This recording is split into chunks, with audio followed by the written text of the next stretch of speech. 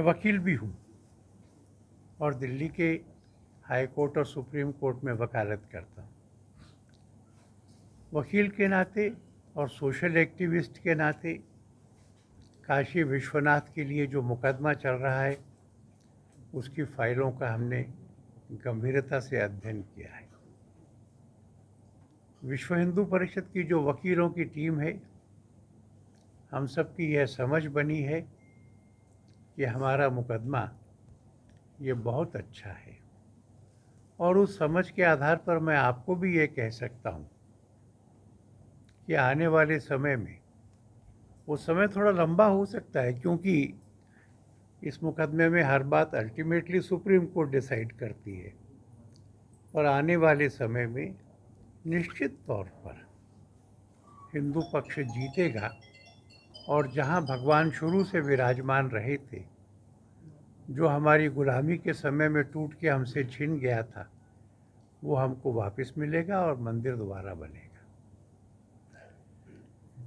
थोड़ी हम लोगों को चिंता है, काफ़ी चिंता है, एक बढ़ते हुए मुस्लिम एग्रेशन से। मुसलमानों का एक वर्ग ऐसा है जिसके मन में जिहाद की एक हिंसात्मक और आक्रमणकारी धारणा है। वो जिहाद को आंतरिक शुद्धि का युद्ध नहीं मानते, हमले का मानते हैं।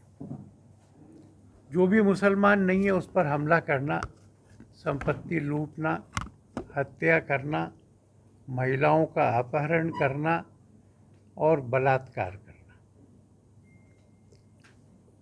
इस तरह का कुछ रिएक्शन हमने नुपुर शर्मा के बयान के बाद भी देश में देखा था। जब देश में उसकी प्रतिक्रिया हुई तो कन्हैया की हत्या के समय में भी वो सामने आया था।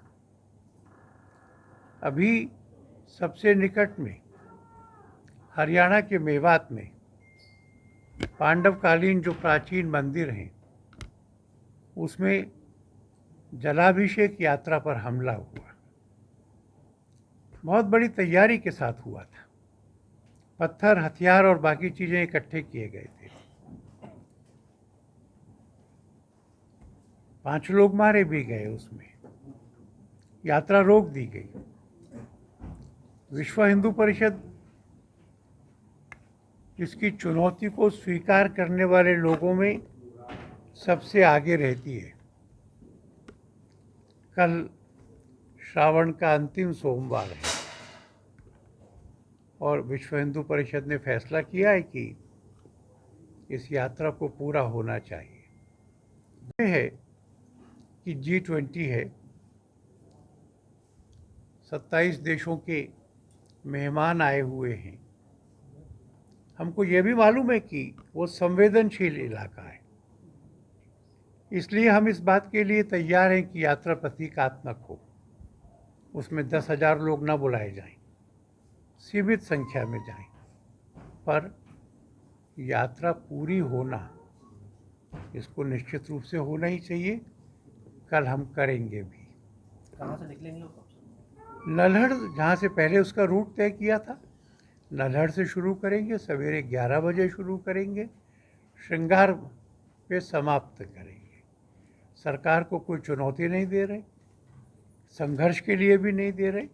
एक प्रतीकात्मक यात्रा जिसमें वहाँ के खाप के प्रमुख संत रहेंगे, पूरे हिंदू समाज का प्रतिनिधित्व होगा और विश्व हिंदू परिषद से हम लोग भी शामिल होंगे। जिला प्रशासन ने पूरी तरह रोकने की व्यवस्था भी की है। उनको अपना काम करना है, हमको अपना काम करना है।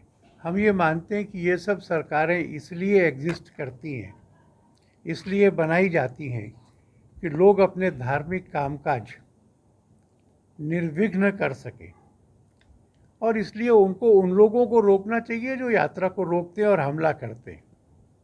उन लोगों की बजाय यात्रा को रोकना, हम इसको अशोभन बात मानते हैं। और जिला प्रशासन की घोषणा के बाद भी मैं स्वयं भी जाऊंगा और उस यात्रा को पूरा करूंगा। मेरे के सिचुएशन पूरे देश में हो, लगातार इस तरह की घटनाएं हो रही हैं, चाहे वो राम जी का शोभा यात्रा हो, चाहे हमारे कोई भी धार्मिक आयोजन पे इस तरह की सोची समझी रणनीति के तहत लगातार हमले हो रहे हैं, इस पर बीएसपी क्या स्टैंड लेगी? वीएचपी का स्टैंड स्पष्ट है।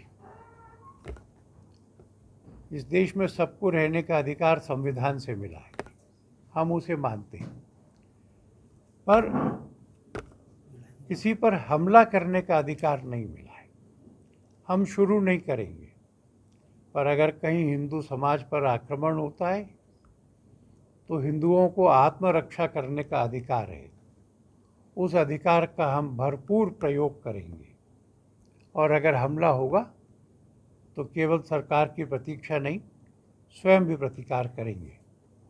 हरियाणा की सरकार, मेवात का जिला प्रशासन, नूह का प्रशासन जिस तरह से बैकफुट पे नजर आया, क्या लगता है क्यों शासन क्यों इतना पंगु नजर आ रहा है ऐसे अराजक तत्वों के खिलाफ? मैं पूरा पंगु हो गया ऐसा नहीं मानता। उन्होंने सरकारी ज़मीन पर बने हुए घर, होटल बिना भेदभाव के गिराए। वो लोगों की पहचान भी कर रहे हैं, ईमानदारी से कर रहे हैं, गिरफ्तार कर रहे हैं। पर मुझे इस बात का ज़रूर समझ नहीं आता कि उन्होंने यात्रा को पूरी तरह से रोकने की आवश्यकता क्यों समझी। हिंदू समाज तो शांत है, वो तो आक्रमण नहीं करता। हम तो हथियार लेके जाने वाले नहीं थे। तो मैं समझता हूँ कि सरकार को तो अब क्या सुरक्षा के लिए हथियार लेकर जाएंगे आप? नहीं जाएंगे, ईश्वर का विश्वास लेके जाएंगे, हथियार लेके नहीं जाएंगे। नहीं, लेकिन इस चीज को लेके अपने हिंदू समाज के भी कुछ ऐसे नवयुवक हैं जो इसका समर्थन नहीं करते। उन्हें लगता है कि नहीं, हमें भी हथियार उठाने की आवश्यकता है, हमें भी हथियार उठाना चाहिए उनके खिलाफ। विश्व हिंदू परिषद कानूनी और संवैधानिक उपायों से अपना लक्ष्य प्राप्त करने के लिए संकल्पबद्ध है। इसलिए अपने देश में हमको कानून हाथ में लेने की ज़रूरत है ऐसा नहीं लगता। पर हमले का प्रतिकार करना, और वो प्रतिकार उसी मात्रा में करना जितना हमला हुआ है,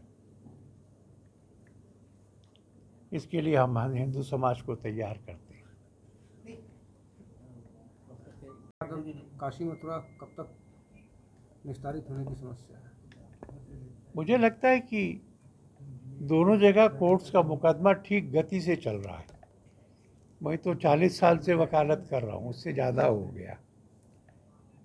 एक ऑर्डर हुआ कि एएसआई सर्वे करे, उसकी सुप्रीम कोर्ट में अपील हुई। सुप्रीम कोर्ट ने कहा हाई कोर्ट जाओ। हाई कोर्ट ने पूरा मामला सुना और निर्णय कर दिया। फिर सुप्रीम कोर्ट में दूसरी अपील हुई, सुप्रीम कोर्ट ने सुना और निर्णय कर दिया। मैंने कभी ये नहीं देखा कि इतना सारा काम 15 दिन में हो जाए। इसलिए अब कोर्ट्स को मालूम पड़ गया राम जन्मभूमि के अनुभव से कि अगर कोर्ट्स देरी करती हैं तो समाज में असंतोष बढ़ता है। अब मुकदमे में डेट्स भी छोटी पड़ रही हैं, निर्णय भी हो रहे हैं। हम इस इंतज़ार में हैं कि ये मुकदमे पूरे होंगे तो दोनों जगह पर हम विजयी होंगे, दोनों जगह पर हम मंदिर बना सकेंगे। सर, आप बीएसपी के वरिष्ठ पदाधिकारी भी हैं और लॉयर भी हैं, सीनियर लॉयर भी हैं। क्या लगता है इस तरह के जो मामले हैं, चाहे ज्ञान वापी हो, चाहे अयोध्या का मामला सुलझ चुका है, चाहे मथुरा हो, क्या परिवाद बार बार और सभी लोगों की तरफ से परिवाद दाखिल करना उचित लगता है कि जो पुराने मामले हैं उसी को आगे बढ़ाने की जरूरत है? जितने परिवार लोग दाखिल कर देते हैं कोर्ट पे ही उतना ही लोड पड़ता है। ये सब मुकदमे इकट्ठे सुने जा रहे हैं, अलग अलग नहीं सुने जा रहे। कानून की स्थिति ये है कि अगर हम फाइल कर सकते हैं तो बाकी लोग भी फाइल कर सकते हैं। दोनों मामलों में कोर्ट ये तय करेगी कि लीडिंग केस कौन सा है, बाकियों को क्लब करेगी, आगे बढ़ेगी। इसलिए ये बात ठीक है कि कुछ लोग केवल प्रसिद्धि के लिए मुकदमे कर रहे हैं, पर सब मिला करके दिशा भी ठीक हो रही है। और कोर्ट्स के जो इंटरिम ऑर्डर आए हैं वो भी ये संकेत देते हैं कि भवितव्य क्या है। एक लास्ट क्वेश्चन, चाहे बंगाल हो चाहे हरियाणा का हो, जिस तरह की घटना हुई, अगर इस तरह की घटना की पुनरावृत्ति रोकने के लिए अपने लोगों की क्या रणनीति है और क्या सरकार से उम्मीद करते हैं? सरकार से हम उम्मीद करते हैं कि वो सतर्कता से अपनी जिम्मेदारी निभाए। नूह में हमारे कार्यक्रम से 2 दिन पहले सोशल मीडिया में यूट्यूब पर हिंसा उकसाने वाले संदेश पब्लिक डोमेन में अवेलेबल थे। वो कैप्चर क्यों नहीं किए गए? जो पत्थर इकट्ठे किए जा रहे थे वो किसी के ध्यान में क्यों नहीं आए? जो अवैध हथियार लाए जा रहे थे, मैं निश्चित रूप से मानता हूं कि नूह की घटना एक बड़ा इंटेलिजेंस फेल्योर भी थी, बंदोबस्त की फेल्योर भी थी। पिछले 2 सालों में जब हम वहाँ पर यात्रा के लिए जाते थे तो बड़ी संख्या में पुलिस होती थी, घर की छत पर भी पुलिस होती थी। इस बार उस पूरी यात्रा के लिए होमगार्ड्स को मिला करके थोड़े से ही लोग थे। एक थाने में तो 300 लोग तीर्थयात्री थे, 5 पुलिस वाले थे, और वो 5 पुलिस वाले जिस हालत में थे हम उनकी रक्षा कर रहे थे। इसलिए इंटेलिजेंस का और बंदोबस्त का फेल्योर हुआ है। हम चाहेंगे सरकार सतर्कता बरते, और हम हिंदू समाज से भी कहेंगे कि शांति की मर्यादा होती है। जब किसी पर हमला होता है तो वो हमलावर को ये नहीं कह सकता कि 10 मिनट रुक जाइए, मैं पुलिस को फ़ोन करके बुलाता हूँ। कानून अधिकार देता है कि वो बराबर की फोर्स के साथ में उत्तर देवे और अपनी सुरक्षा करे। हम इस सुरक्षा के लिए भी अपने समाज का आह्वान भी करते हैं, उसका मन भी तैयार करते हैं।